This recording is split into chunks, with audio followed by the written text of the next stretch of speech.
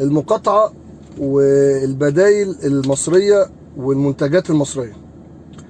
انا النهاردة يعني عايز اتكلم معاكم، مش هكلمكم عن ايه هي المنتجات اكتر ما هكلمكم عن ان الواحد مبسوط من اللي بقى يشوفه في المحلات والسوبر ماركت والهايبرات الكبيرة، ومن الثقافة المصرية دلوقتي احنا بنخش في اي مكان، في اي سوبر ماركت او اي مكان من الاماكن دي، بقى كل الناس بتدور على المنتجات المصرية، والمحلات برضو بقت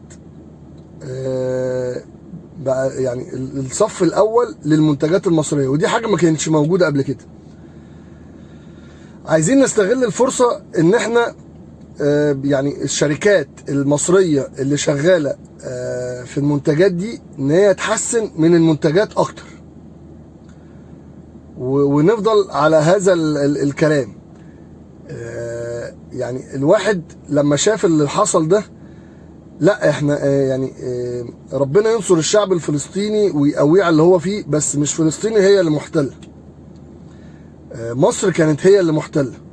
كنا محتلين بالمطاعم، بالمحلات، بالمنتجات، بكل الحاجات اللي احنا بنشتريها عشان خاطر اسمها منتج مستورد او منتج اجنبي.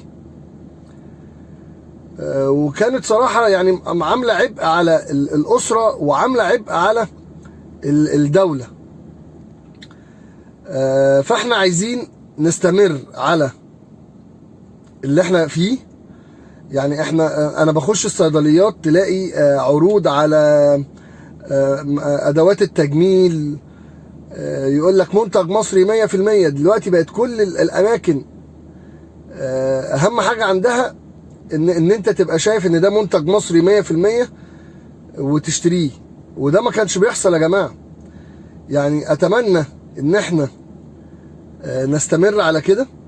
اتمنى من الشركات ان هي تحسن من جودة منتجاتها، ويا رب يعني ده هيأثر على الاقتصاد المصري اكيد، بان احنا هنقلل استيراد المنتجات اللي هي المستوردة اللي احنا كنا بنستخدمها، اللي قل الاستخدام بتاعها دلوقتي، ويا رب يقل ويقل اكتر، ونعتمد على المنتج المصري وعلى الشباب المصري في المنتجات، عشان خاطر نقدر نبني اقتصاد قوي، ونقدر نقوم البلد والاقتصاد يتعافى.